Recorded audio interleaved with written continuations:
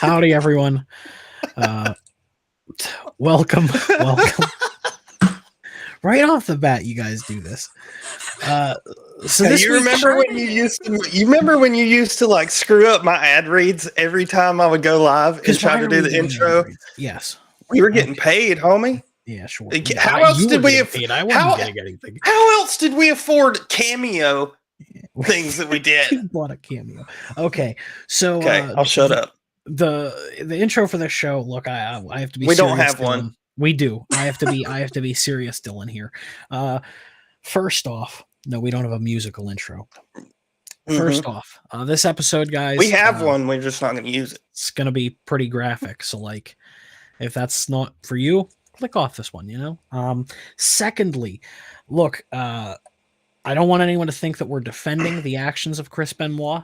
What he did was terrible, but we are going to do our due diligence and talk about some of the things that are correct, some of the things that were stated as fact, and we are going to get into some of the conspiracies. We aren't saying that they're fact, but we are going to talk about them at the end of our show. And can I add one more in there? Go ahead. You said only two, but there's really three. All of these opinions in this show are Dylan's and Vince McMahon. If you're going to kill somebody, kill Dylan. Don't kill me. Just saying. Don't sue me. This is all Dylan's opinions. Yeah. Go ahead. Just want to put that out there. Make sure the mafia is aware. The mafia. See, you're digging that hole for yourself. Can I add one more in there? Oops. Sorry. I'm trying to share it. Okay. I share the stream every time, even if I'm on this thing. Put me on 5 minutes after, and I'll share, and then come on. You guys have been doing this show, and you still don't know to mute the video before you turn it on. All right, so how are you today, Sonia? I'm good. How are you? Sonia, for this show, guys, she's sort of just chilling. She's here to get me my dates and everything. But she's a good sport. She's not feeling well today. She did all the work. I mean, let's admit it, Dylan. Okay, she did all the work. She is a workhorse, some would say. But okay, I think that we should start talking about Nancy and her career. So Nancy, in my opinion, is super, super underrated. And of course, she was the wife of Chris Benoit and Kevin Sullivan at different points in times. And we'll learn more about these characters. But Nancy Tefaloni, who was, of course, a victim in this story, was what they call a valet. And I should point out, there are going to be some insider terms that are used. So I'll do my best to explain what those mean, along with Landon, because I'm sure he'll be using some. We're going to lean on Sonia here. Sonia, if we say something that you don't understand, just call it out. Tell us. Because even I might not catch it, you know? Yeah. So she started her career, actually, I think before Chris would start his. She started in 1984. Yep. And she was sort of just around the Florida territory, different areas in Florida. And it wouldn't be until she went to Championship Wrestling from Florida, where she would meet her future husband, Kevin Sullivan. Kevin was her second husband. Her first husband was her high school sweetheart. He is in no way important to this story at all. But she would meet her first husband in this wrestling industry, and they would fall madly in love. They would have an affair. They would escape. And for the next 10 years, they would be on top of that territory until they would go to competing company WCW. In WCW, Kevin Sullivan was in charge for writing basically the script while she was still on air as one of these characters. And this was the point where she would meet a lot of folks who were around. Joe is timing in already just with the roasts. Why they come for me, dude?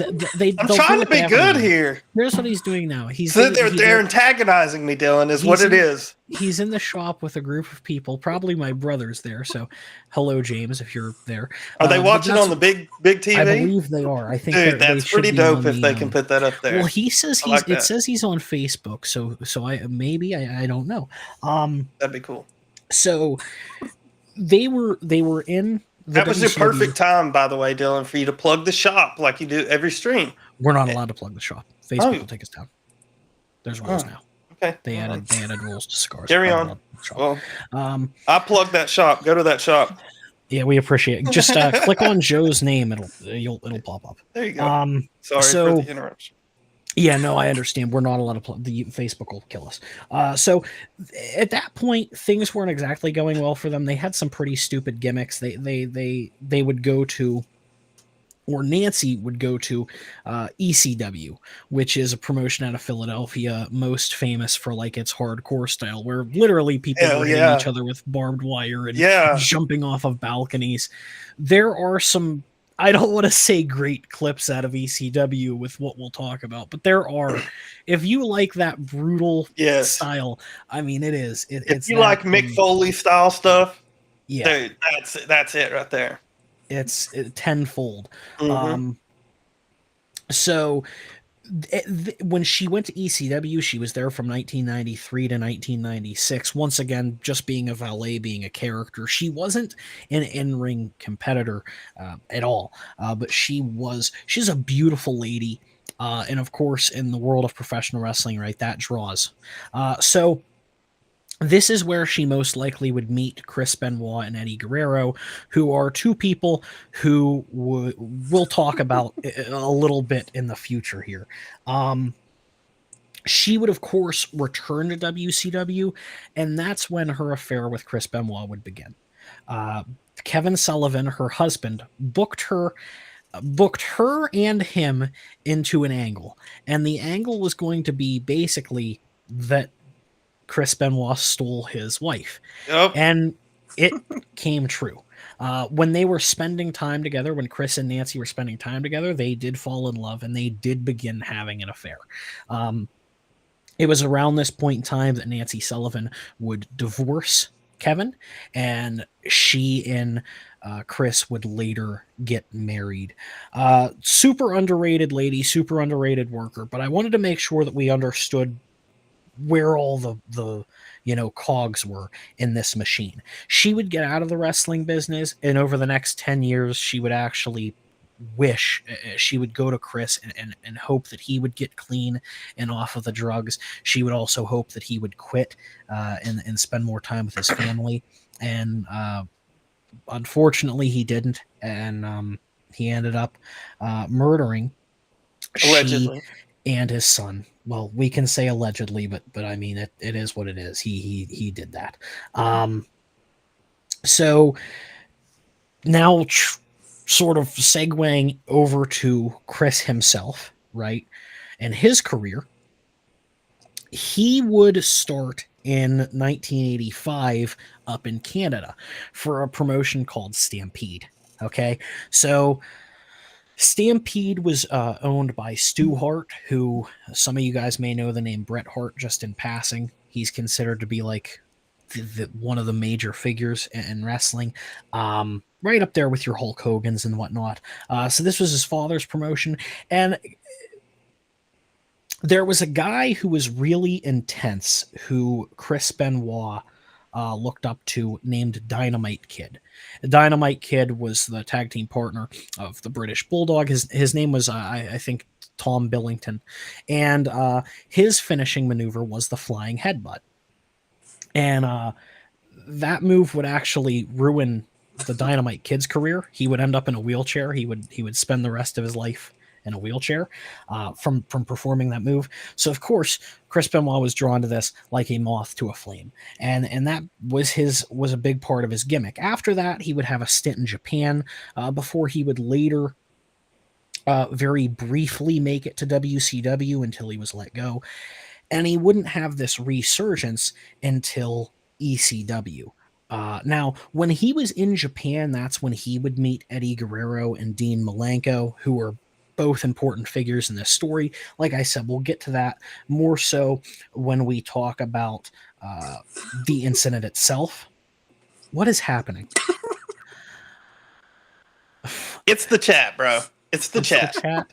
So it's the chat every time. Quit reading the chat, Sonia. I can only imagine what Joe's saying. Dylan's So like, I'm just I'm not not gonna look listen, at I have this. to be as serious as humanly possible. Like, listen, I'm not ain't nobody Serious gonna be face. blaming me for this shit. Cause like y'all gonna get us in trouble.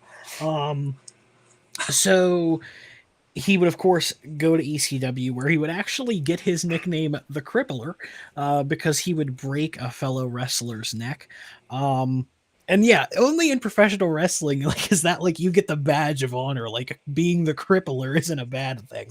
Um, and after that, of course, he would return to WCW, and he would have a pretty long stint there before he would, along with his buddies, jump ship uh, to the WWE, where he would finish out his career and become a future champion. Um, and at this point, I'll say, Landon, is there anything that you're wanting to get into now before we move forward into the incident itself? I just want to say that title fight was against Sid Vicious, right?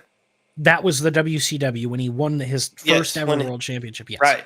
And then I just want to bring in here that's the scene that you guys remember when Eddie Guerrero came out of the back and they had That was that later. nice. No, that was different company.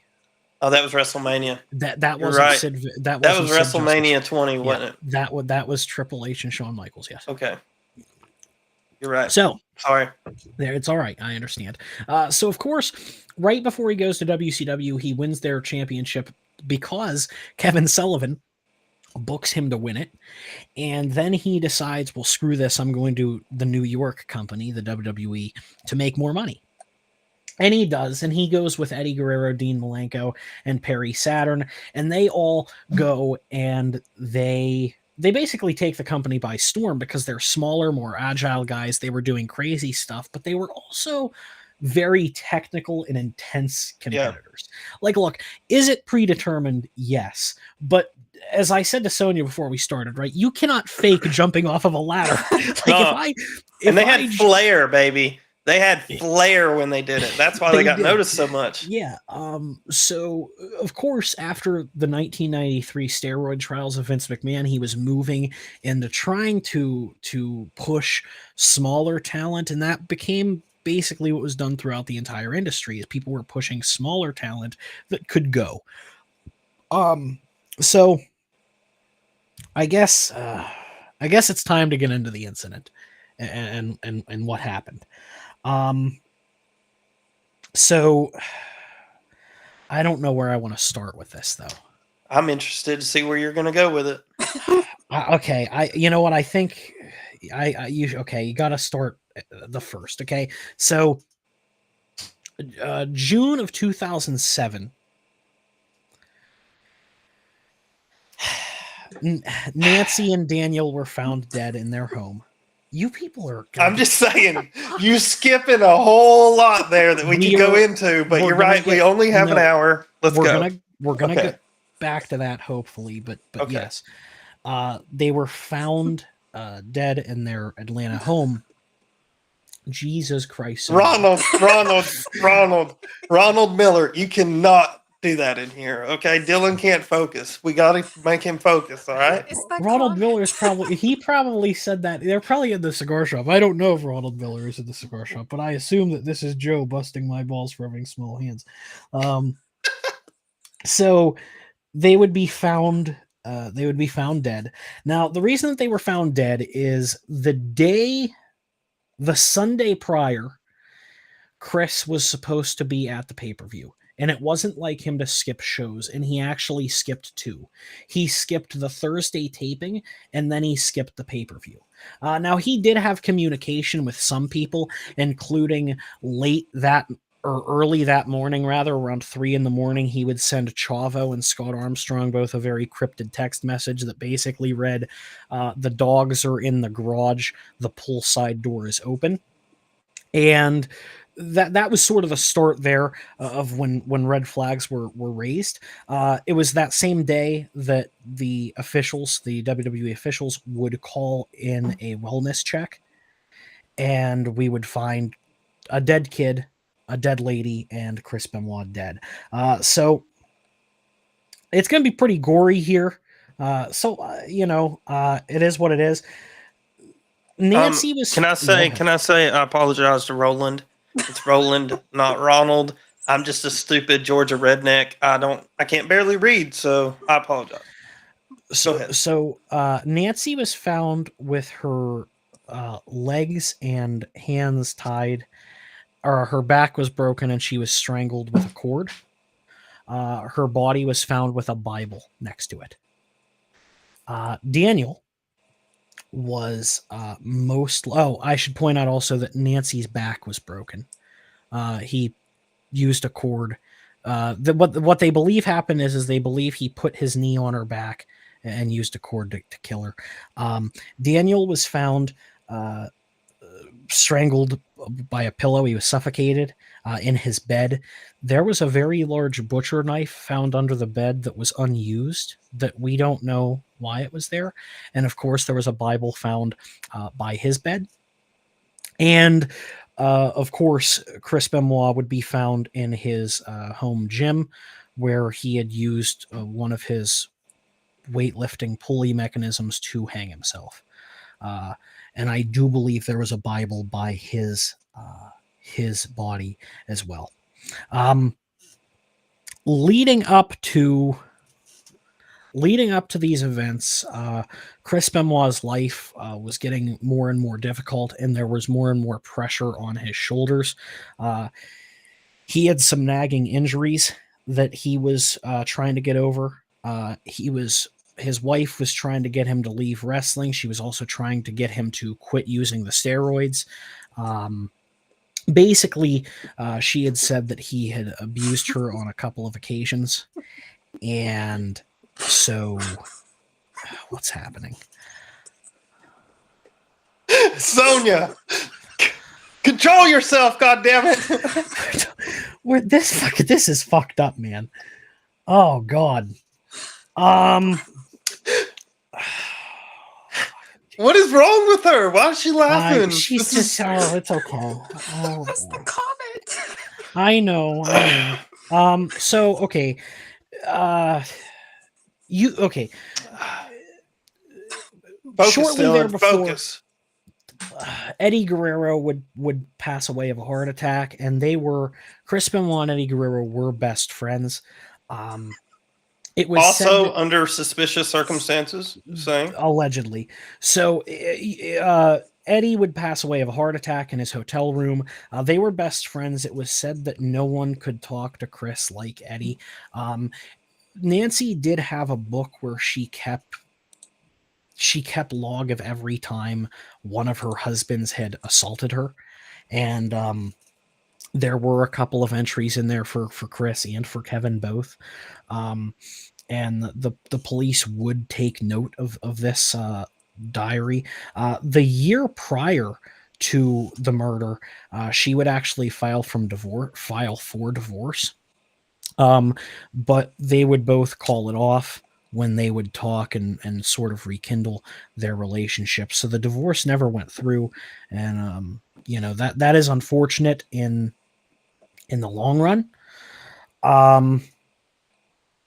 So yeah, Chris had a lot of demons that he was dealing with. And after this incident, his father had his brain sent out to be examined, and what they saw is that he had a severe CTE, which is something that we hear with like Aaron Hernandez and a lot of athletes.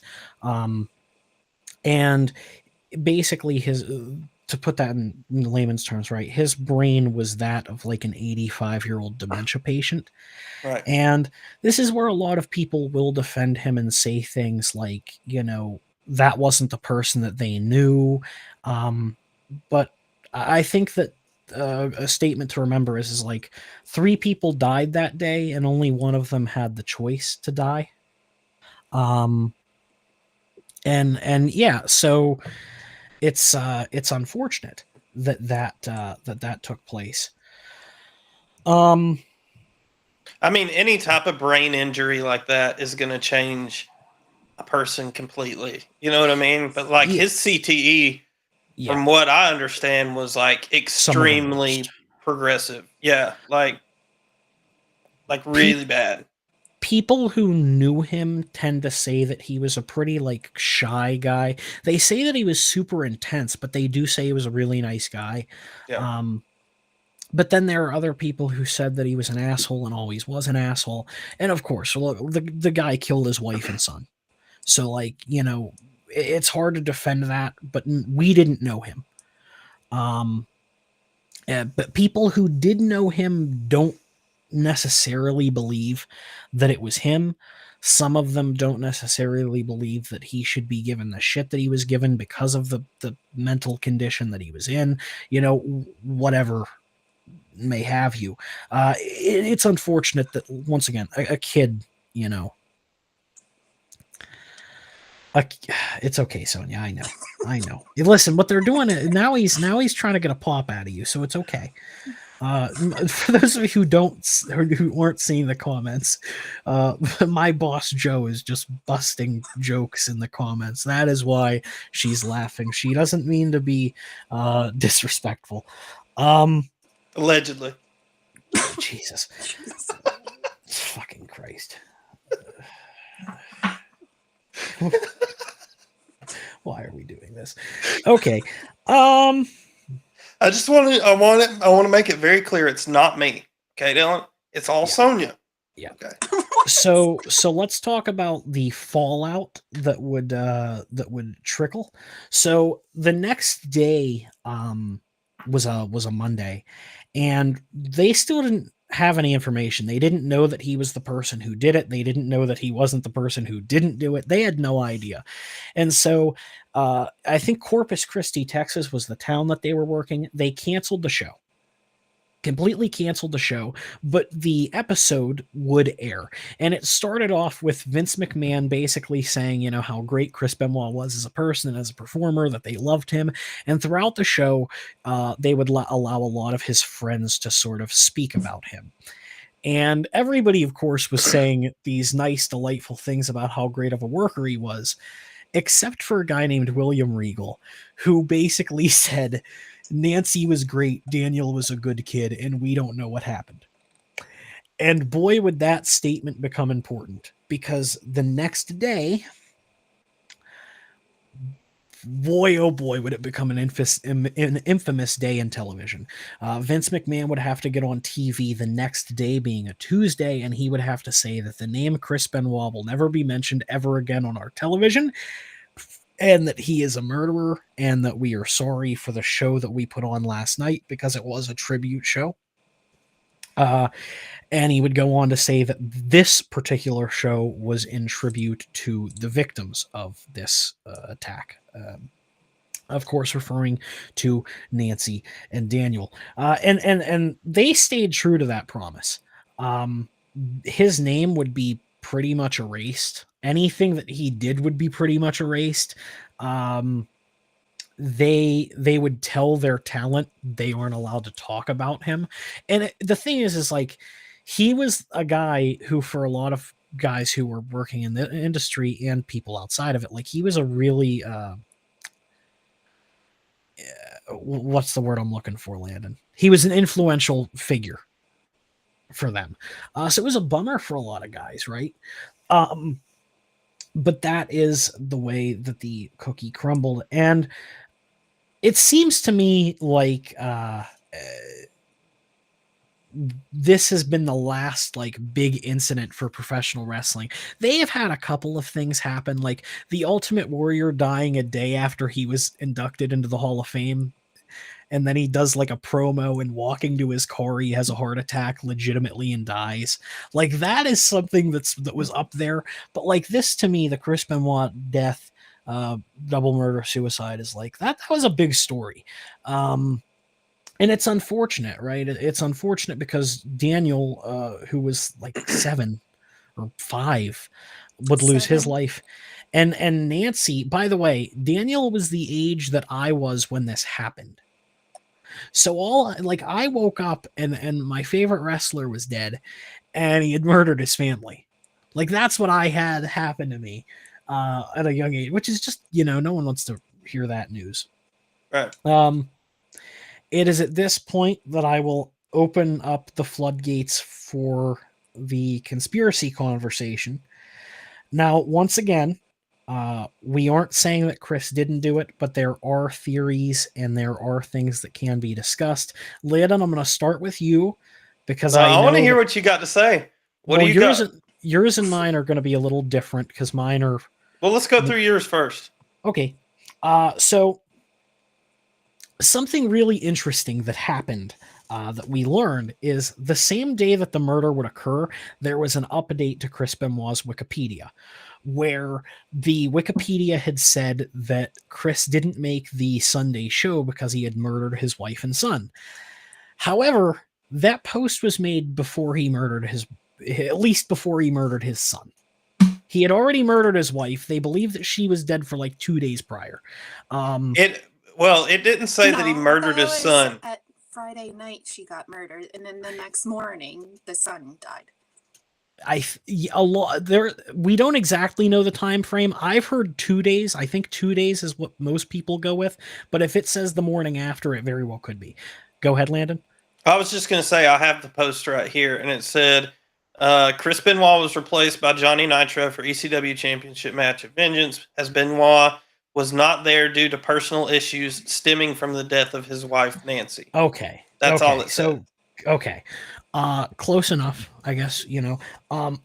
So how did they know he was dead? So when we look further into it, a lot of people saw this Wikipedia update and they were like, oh, well, Chris updated the Wikipedia, until the police tracked where it came from. And it came from Titan Towers in Connecticut, which is the headquarters of the WWE. Right. They were able to track down the unnamed employee who put this up. And what he said is that it was 100% a joke. That this was a practical joke, that this was the worst time joke of all time. And the police believed that it was a coincidence. So this gets into the first theory. And the first theory is that the WWE, Vince McMahon, somebody in the upper echelon here had something to do with the murder.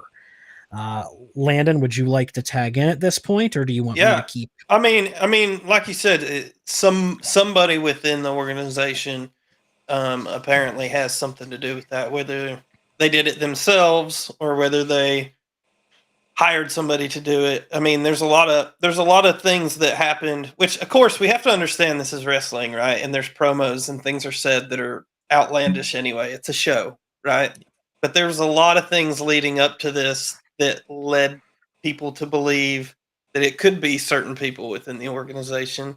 And to some degree that it was hinted to before what actually happened, which is very similar to the case with Eddie Guerrero. So it's just kind of falls into this whirlwind of WWE conspiracies, Now, elaborate on what you mean. It was hinted. Both of these demises were hinted at. So start with Eddie Guerrero. So Eddie Guerrero, prior to him having his heart attack, they used a piece in a match, and I think it was on. I can't remember exactly where it was, but anyway, where he had a heart attack during the match, and that's what stopped the match. Okay, it was a play, but then again, that's how he died. There's also, in a wrestling game that came out 2 days before he actually died, where the Undertaker was like throwing him into a casket and stuff, which was just very kind of weird if you started playing that right after he died. It's kind of interesting, Yeah. So the game did come out. By the way, if Sonia knew insider wrestling terms, she would be laughing at Joe's comment. I will read this comment. He says that this was the moment Chris turned heel, which I'll read that because that's, that's a funny joke. The victims aren't included. That was good. I'll allow it. So, yeah, the game came out 2 days before Eddie Guerrero died. Right. Of course, yes. Now, look, sometimes storylines just, it is what it is, right? Like, there were, back in the day, they used to do concussion storylines. Well, to say that, oh, well, this guy was concussed or this guy died because of concussions, I mean, is it a stretch? Is it weird that Eddie Guerrero was said to have had a heart attack, a fake heart attack on television, and then a couple months later or a year later would have a heart attack? Yes. Is it a creepy visual that in this game, The Undertaker would have a feud with him and throw him in a casket, yeah, that's creepy. Is it creepy that either in the same game or the next game he would have a feud with Chris Benoit where he would say his family would suffer? It's creepy. Do we know, can we connect these things and say, oh, well, clearly the video game developer knew? No. Um, I think it is just an extremely creepy coincidence. I think that there were a lot of coincidences. That's what I'm about to say. Yeah, there's a Go lot ahead. of. Well, I'm just saying there's a lot of coincidences with a lot of these stories. That are quite interesting. I mean, Chavo predicted Guerrero. his Yep. death. Talking about Chris Benoit's death beforehand. There was a guy named Black Bart that had come out and said, that Eddie Guerrero and Chris Benoit were going to go rogue and kind of try to, not get the outcome of the matches that people were wanting. The behind the scenes people were wanting. They were going to kind of do their own thing and just go out there. So that tends to lead towards, somebody wanting to have a hit out on them. For that sense, you know what I mean? But there are a lot of people who have gone into business for themselves, so to speak, and those people don't get murdered, especially not in the modern day. Now, in old school wrestling, 100% that happened all the time. You can look into a guy named Dino Bravo who had ties to a Canadian mob and was killed. Like, there are things that do happen like that, but in the modern day, it's a little bit of a stretch, right? I think that it's the same thing. Once again, I think it was a lot of coincidences. Sort of like how several years later, the Ultimate Warrior would be inducted into the Hall of Fame. He would do a promo the next day talking about how there's still a lot of life to live. And then after that show, on the way to his car, he had a heart attack and died. Legitimately had a heart attack and died. Like, listen, is it a coincidence that the guy's last words were there's still a lot of fight in the Warrior and that the Warrior will live forever? That's that's a hell of a coincidence, but I'm not saying that someone had the Warrior done in, Right. I mean, there's a lot of people that think it was that Kevin Sullivan too. I mean, there's a huge following behind that. And Kevin Sullivan, when he wrestled, he played this like satanic character. So there's a lot of people that think that relates to him just because he was a Satanist and he was taken over by demons. Yeah, this is where I was going to go. So if you guys remember at the top of the episode, I talked about Florida Championship Wrestling, where Kevin Sullivan and Nancy would meet. So let's talk a little bit more about their characters. Kevin Sullivan's character, he was like the father of darkness, basically. He played what some people would describe as a cult leader type character. And in the Bible Belt of Florida, people bought this shit hook, line, and sinker in the late 80s. In the early 80s is when he would turn heel, and he would stay the promotion's top heel until it would go out of business in the early 90s. He would bring in Nancy as a part of his faction, and she would be the character, the fallen angel. And yes, there are a lot of people who do believe that because Kevin Sullivan had this gimmick, a gimmick that he still uses to this day, the guy's like 70, and he still does shit on the independent circuits. It's insane. But he does still have that character. I mean, Sting does that still, right? Yeah, but I don't think Sting's that old. Dude, he's old fuck. But he's not like 70 old. He's like he's gotta be, bro. Old. Google it. Google it and then Google the video of him jumping off of a balcony recently. So yeah, these guys do a lot of shit that they shouldn't be doing to themselves. It just is what it is. So there are a lot of people that when you fast forward to 2007 and the Benoit family are murdered, the first thing that they say is, oh, well, it was Kevin Sullivan. He works with the devil. He's the devil. He's Satan. This was him coming to, get Nancy back or whatever. There were a lot of people who say these things. And once again, we can't prove, we cannot disprove.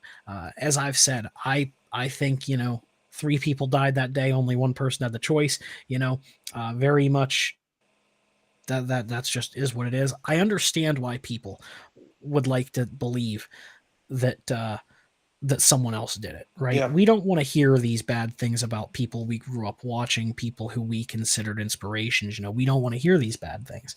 Right. But sometimes the outside things are just coincidence. Like, was Kevin Sullivan's character with Nancy just a coincidence? Does it mean he's a murderer? I don't think so. I don't think so.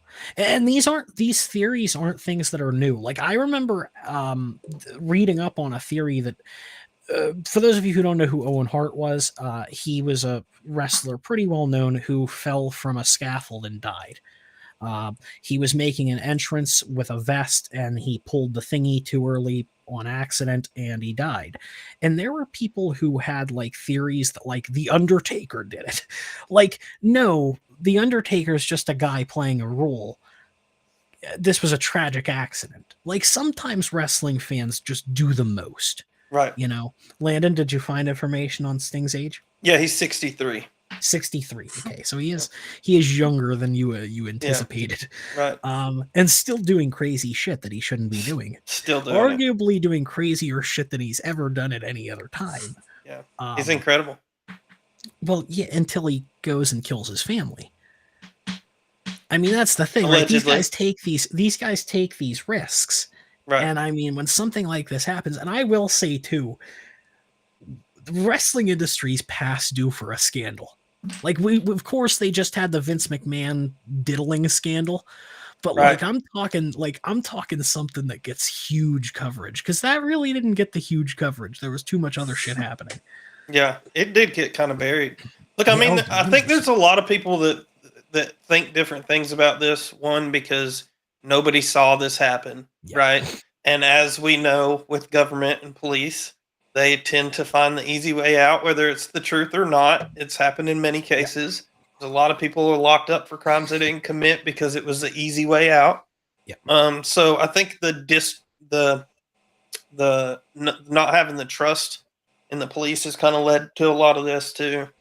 But again, it's just very interesting that there's so much footage prior to of people threatening him, like Mike Graham, who threatened to cut his head off and put it on a stake in front of his house. I mean, you know what I mean? Like, there's just, it's interesting. Okay. Let me explain who Mike Graham was. Mike Graham was the son of Eddie Graham, who was the lead promoter in Florida Championship Wrestling. He was longtime tag team partner and best friend of Kevin Sullivan. They would both be on the WCW booking team. And yes, Mike Graham would do an interview they're referred to as a shoot interview. My brother is in the chat. He says he hasn't heard about this diddling. We'll get to it in a second, James. He'll show you later. My much better looking brother, everyone. Thank you for tuning in, James. I do appreciate it. So Mike Graham would do an interview that's referred to as a shoot interview. It's what it's called in wrestling when you get on tape and just shit on people. And he did say on the tape, he was serious, dude. When he heard that Chris Benoit was leaving WCW, he went up to him and threatened his life, and then he later said that he would like to hack his head off and yes, put it on a stake in his front yard, so everyone driving by would know. These are the things that Mike Graham would say. It's important to know. Mike Graham in 2012 would unalive himself. His father, allegedly, prior to that, no, that's for true. Listen, because his father also unalived himself. Allegedly. You see what I'm saying? There's a lot of weird shit going on around here, boy. Listen, I understand. I'm simply, Okay. All right. I understand why you want to believe in this McMahon mob, but at the end of the day, he has no power anymore because he diddled a bunch of people.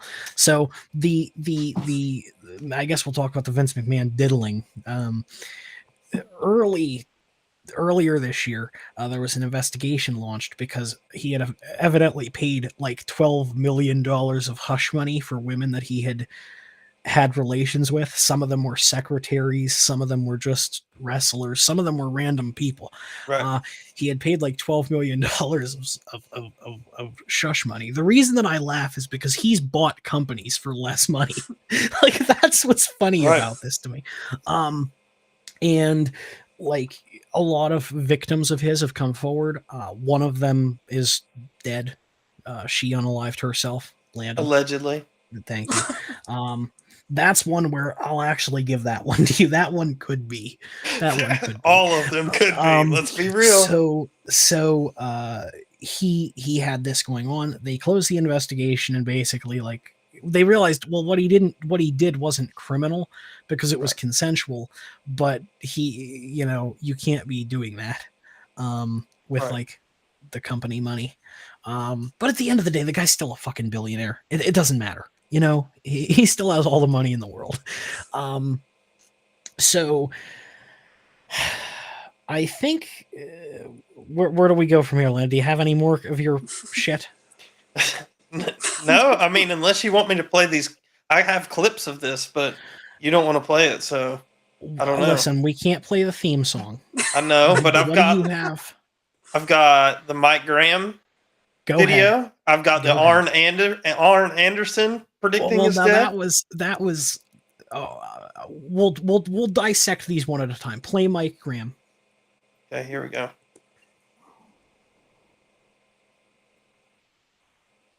Tell me if you can hear this. Is it going now? Can you hear that? No. Okay, so we're not going to play the videos. Hold on. Get you. Can you hear it now? Right. Yeah. Get you. So years go by. Kevin told me, he said he took my wife, he took my condo in Daytona. When he got the job back booking, he said, I'm not going to do anything to him because I don't want to lose my job. Kevin put the world title on that dipshit. Had him beat, god dang, Sid Vicious. And I begged him. I said, don't do this. Don't do this. Don't do this. It's foolish. Benoit is not a world champion.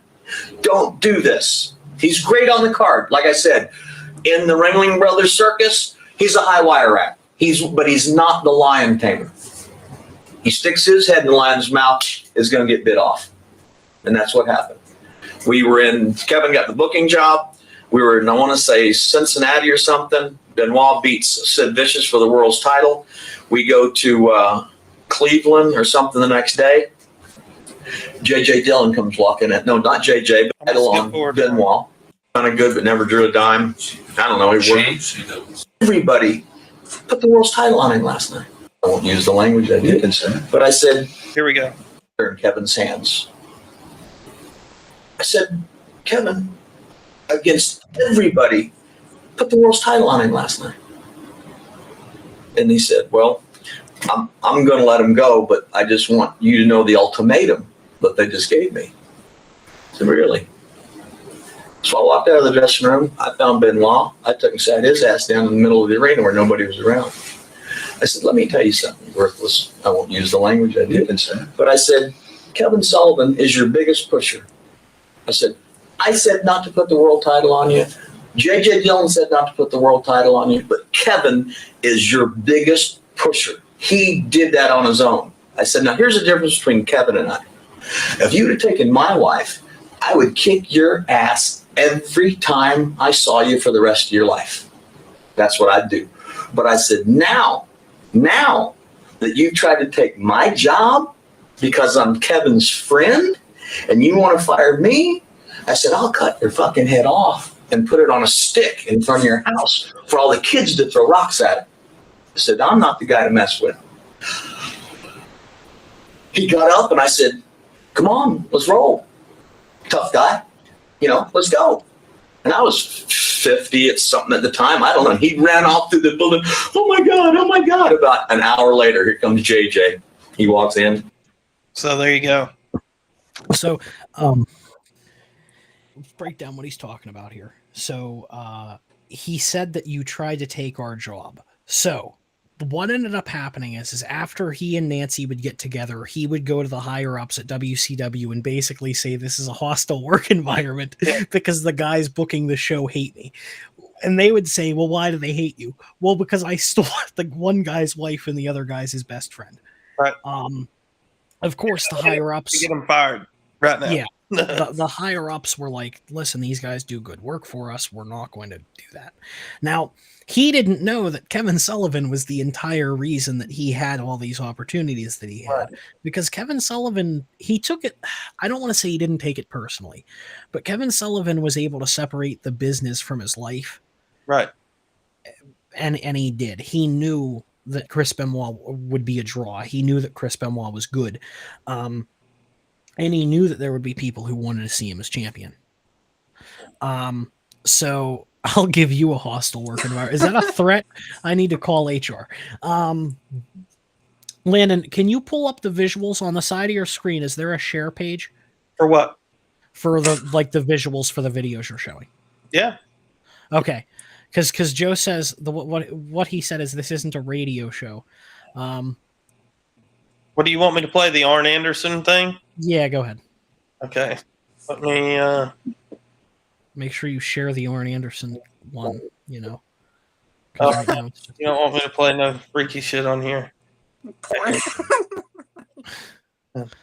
There you go. there it is. Okay. Is it up? Okay. I asked for a little of WCW's valuable time. I never asked for anything, but I called in my marker on this one.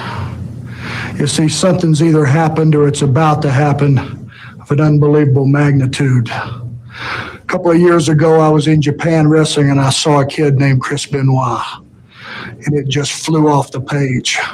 That's a horseman. I went to WCW officials. I played a very big part in getting Chris Benoit here, and he's exceeded all of our expectations. And I told him the first rule is, Chris, anything you want in this sport, the road doesn't rise up to meet any man. You've got to reach out there and take it. But you see, there's an unwritten rule also, a cardinal rule. It doesn't just apply to wrestling or sports. It applies to every aspect of a man's life. He's serious. Number one, Listen. you take care of your family. Rule number two, you don't mess around in another man's family. You see, I know now that you're in Germany. We can't find woman. We deduce whatever we will.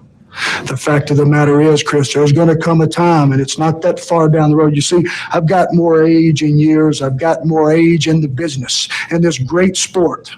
And age denotes wisdom.